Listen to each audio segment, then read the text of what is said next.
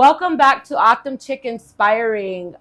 Today we are having the pleasure of having our special guest on the podcast, Jordan. Welcome, Jordan. Hello. And today we're going to be talking and exploring and listening to some of Jordan's testimony and what he is going to be sharing with us today. So welcome back to our podcast.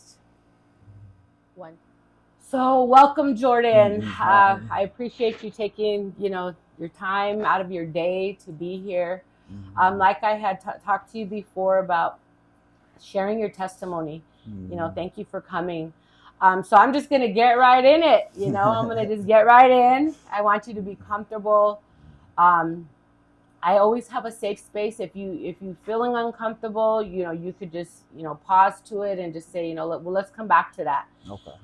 So, nothing too much or nothing too shy, but just be you, and yeah. So I want to ask you, when did your struggle with addiction begin? I would say mid-20s. Okay. I started dabbling when like early teens, 13, 14, and the first half was fun, I guess you would call it, or my idea of fun. And you never really realize it's too late until it's too late. You know what I mean? So Yeah. I was already in a downward spiral when I finally was like, wait, hold up, this isn't how you're supposed to live. You know what I mean? And it was a minute for me to actually get out of that, because I not knowing how to, not knowing the things I know now in order to get out of it. Yeah. Would you say that childhood trauma, like you said, 20s, would you say anything before your 20s, like childhood trauma, did that play a role? Did you go through and experience childhood trauma? I did, but I think me not knowing the logistics of trauma, it didn't really hit until I got some clarity, from the drugs and everything like that. Because, like I said, that idea of fun, it lingered in my brain. And then, looking back, as a kid, I was right from wrong. Yeah. You know what I mean? So I was starting to look at the wrong and in my mental, as time to making those things okay. Because my mom, God bless her heart, she did her best to hide us from all types of things. And I knew what I seen, the drinking and the domestic violence and stuff like that. I knew that was wrong. Growing up as a kid. Yeah. But I guess I just wanted to be the cool person, what I mean? That I guess the idea of fun. Kind of like following along with what other people are doing. Yeah. Okay, got it. Yeah. Got it. That's so good. So in what ways, I'm just gonna shift a little bit. In what ways did your addiction show up in your relationships with women? Oh man. Because you're old enough, 20, that's in prime age. It showed up to where, let me see. I guess that not really knowing how, what I wanted in a relationship or what to look for in a partner, what I mean? So I was just going all in at the first sign that I liked, strength or beauty or whatever, because it comes in different stages. But I was going all in on those things rather than the all around picture. So and then in my sick and twisted thinking, I was kind of just taking in my mental, I was taking bits and parts from other people, you know what I mean, and trying to create this whole, but didn't work out like that. Never does. We think we know how it's going to work out. It never does. Would you say womanizing or needing the attention of women became an addiction for you? Yes, very much so. Okay. Yeah. In what ways? Now it's kind of like I realize, I kind of that's what I look for. You know what I Okay. mean? Like that validation of the Mm. opposite sex. But it it definitely has a struggle on everyday life now because Yeah, yeah, yeah. I now that I got some clarity, like I kind of look. I find myself like when I get too lost in thought, my mind just goes into default into Yeah. that area, and it's like, wait, hold on, like, that's like you said, that's not the way, So Yeah. I gotta actually sit there and pray and meditate about things rather than to be trying to jump into every Yeah. situation. You know what I Yeah, mean? yeah. And, I think that validation too, like just being a young man to getting in, the promiscuity of women, and mm, different women, and if this woman, and it could be vice versa for women too, yeah. but like, did you ever feel like, well, I'm not getting the attention for this woman that I may want or feel body wise, flesh wise? Would you jump to another woman? Like woman to woman to woman, or do you feel like you're pretty steady? Uh, at one point in time, I was at that level to where I was just kind of just jumping, really Yeah. not really knowing what I wanted. You know what I mean? Yeah.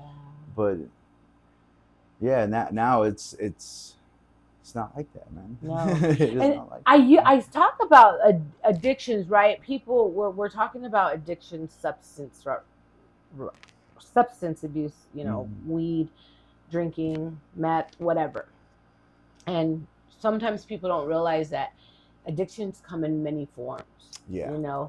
Addictions come in women, addictions come in other things, right? So Mm-hmm. that's kind of why I kind of brought that up. And Mm-hmm. thank you for that. So I want to jump back to your addictions, your substance abuse addiction. Tell me about that. Like, what was it? How deep were you in your addiction? So it started with prescription painkillers, uh, and and the money we get from when we turn 18 to 21, that had a big role in how Wow. I consumed. So yeah, the first 2 to 3 years was straight pills, and with the collaboration of weed and different other things. But Mm, after that wasn't doing it no more, I had to go higher, and I jumped straight to heroin. Like I didn't, there okay. was no middle ground, Okay. and not knowing the full like background of what those drugs did to your body Yeah, and yeah. how the come down was, like it quickly spiraled to the point where those stopped doing it. So I started going to different other things, meth, uh, yeah, meth, and the occasional drinking. I was never really much of a drinker, but Okay. that's where those kind of took Okay. over. Did you said prescription pills? Were you prescribed these, or you were seeking Oh, medication from people? Like, say, like, I hurt my leg and I got a prescription for Percocets, and then so you would buy them from me, because I did a lot of that. Like, if yeah. if I would go Mm, in and say, like, I had the most extreme pain, and then I would get these pills and I would sell them, yeah. right? So talk to me about that a little bit.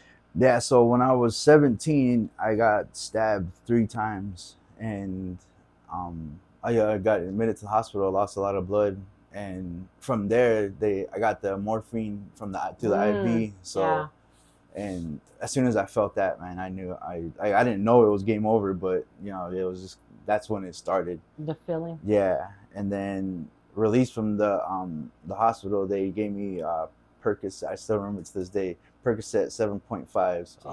120 of them, 2 prescriptions. Dang. So I ran through those too, and that's what kind of hyper kicked it into something. Something bigger Yeah, and bigger and yeah. bigger. Okay.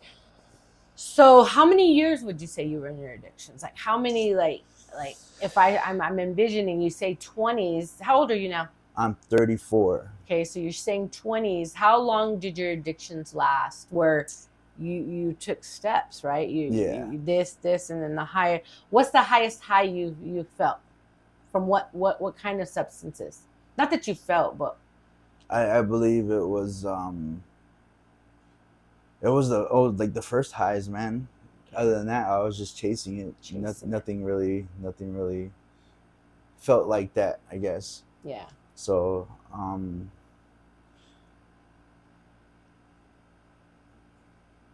yeah, I kind of was the very first high.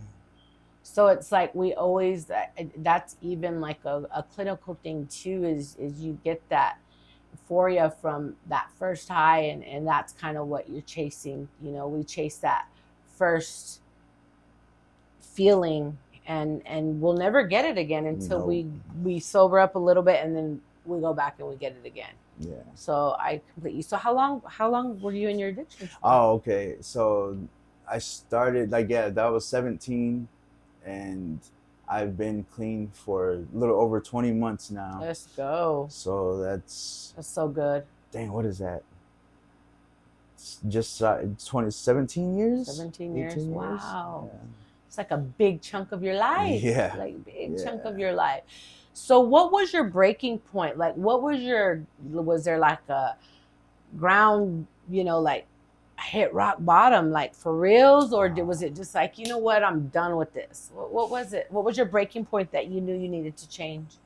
Man, so I had gotten sober once before, but that was because I did a year at the DOC. Okay. And then when I got released, I went to a sober living, and I lasted 6 months after that. But yeah, that stint of sobriety and then going back to it, like it quickly put me below where I was the first time. So it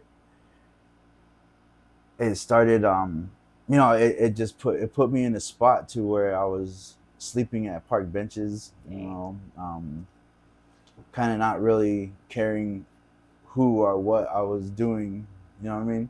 So, and then I started losing, I started losing my mental, man. I was just thinking about this the other day. I don't think it was a mental thing. I think it was a spiritual thing. Okay. Because I started seeing other things, you know what I mean? And it was to the point where I grew up traditional, so they always say that our ancestors are with us. So I think that they're kind of just putting on the guardrails all the way up until to get to JTR, the detox. Okay. Yeah. And what was your substance of choice before you actually got sober? What was it you were getting clean from? Fentanyl and meth. Okay. Yeah. That's a huge, I would say, epidemic here in the community. Yeah.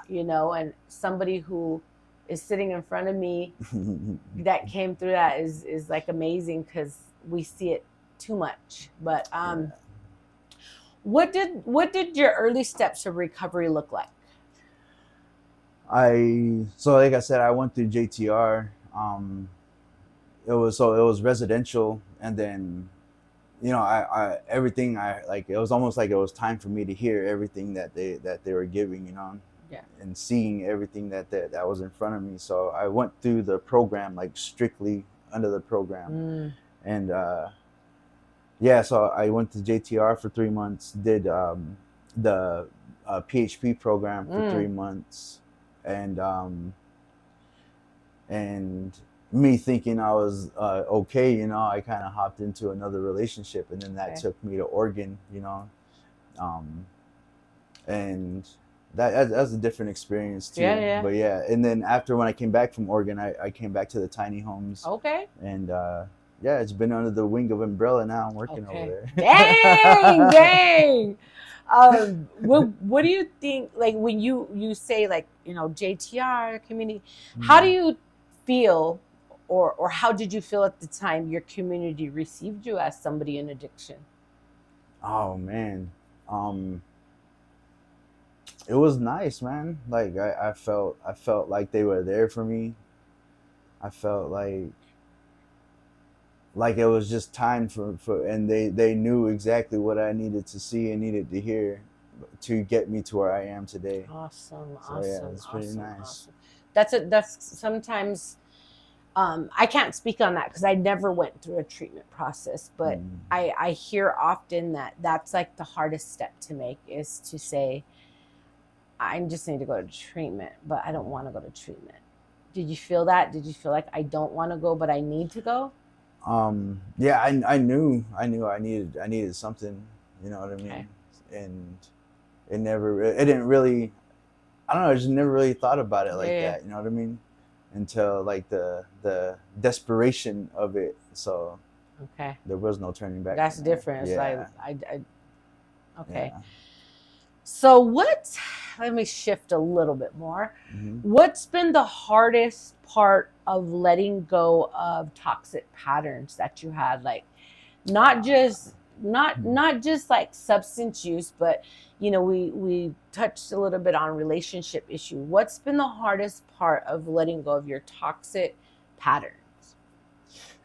Man, I don't really know that they're in until after the fact. Okay. You know what I mean? So, and then when I have time to reflect and like kind of step away from the situation, I can, you can, hindsight's 2020. You can see this stuff. You know what I mean?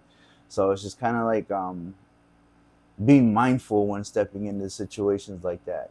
So it's kind of and then that's one thing recovery brought me to, the awareness of what it is I am doing and what I have learned inside of active addiction. And then to where it's at now, I can actually make an effort to, if not correct, be mindful of it. You know what I mean? Yeah. Totally. And I think you hit on an important thing, is people often go to treatment and they're there. I'm here to treatment. I'm here to get sober. But the biggest thing they don't realize is you don't just go and do it. You really got to put forth your work. Yeah. Right. It's a lot of work. You don't just go and, okay, I'm healed now. It comes with, okay, amazing, you're sober, but now you really got to put that footwork in. It's like going to a job and putting your 1,000% into, or if you're building a home, like let's say you're building a home, you got to put your 100% into that if you want a strong, sturdy home, right? Yeah. So I think that's really important that you say that, like stepping outside and looking in and be like, dang, that's what I used to be. I don't want to be that no more. Yeah. It's funny you relate it to as a home, because you got to do maintenance on your home to keep it all right. You know what I mean? And this is much like the same thing. You got to keep doing maintenance on yourself to keep yourself from going back to that side. Amen to that. So how has recovery changed your self-worth or how you feel about yourself? Oh, it brought everything back and then some, and I feel like in the ways of the Creator, you kind of he does this for you to show you these things and to pick up His way. Yeah, I agree with that. So you're 20 months, you said, sober? Yeah, 20 months. In your 20 months of being sober, what's been your biggest breakthrough or even accomplishment? I would have to say my son, man. I got custody of my son like right around the year mark of my sobriety. Wow. Yeah. Wow. Yeah. So you're like just dadding it up now. Okay. That's like an inspiration, right? You know, we don't really see a lot of men in the community stepping up to that. And I think when we do see it, we need to give acknowledgement where acknowledgment's due. Not that fathers, that's what we do it for, but we praise women. We praise women for doing what they're doing as single moms. Well, I'm glad you're doing that. I'm glad. Yeah, proud of you. I appreciate that. I can't take full responsibility, because they're doing their thing too, Yeah. So it takes a family to do this thing. It's a family to raise, the saying says, it takes a village to raise a kid, and that's honest truth. And then even like in the realm of working with addictions, it's like it takes a village to help addicts get to where they need to be. And that's what you're doing now. You said you work, right? Where are you working at? I work at Journey to Recovery as a peer support specialist. Let's go. Okay, so you're working now with people Yeah. who are where you used to be. Yeah, the early How's that? stages. How does that feel?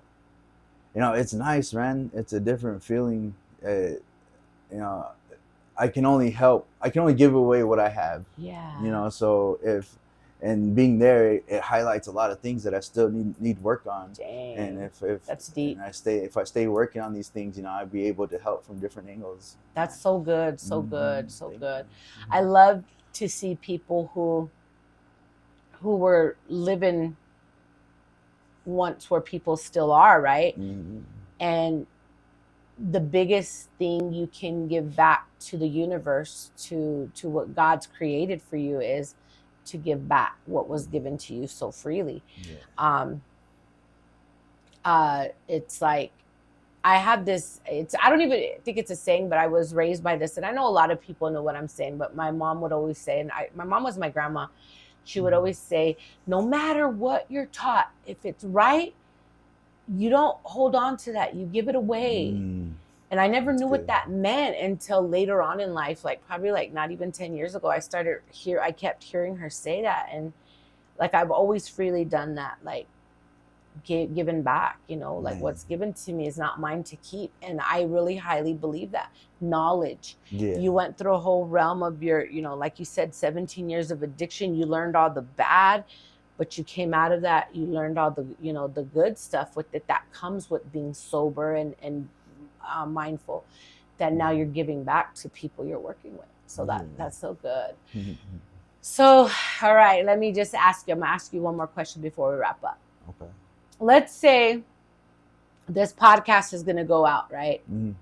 And if someone listening to this podcast, whether it be a male or a female, whatever, if they were listening to your podcast and they're feeling stuck wherever they're at with their addictions, whether it be substances, whether it be, addictions to gambling, we have so many different addictions. We have gambling, we have shopping, we have, sex addictions, we have all kinds of different addictions, right?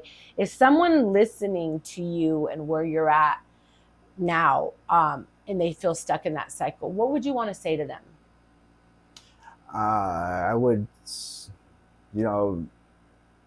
constant contact with the Creator. That really grounds me. And sometimes it kind of, you get stuck in those patterns until it feel like it doesn't do anything. Reaching out to like-minded individuals really gets me past those hurdles. Nice. Yeah. Nice. So staying connected, staying grounded with Creator. Yeah.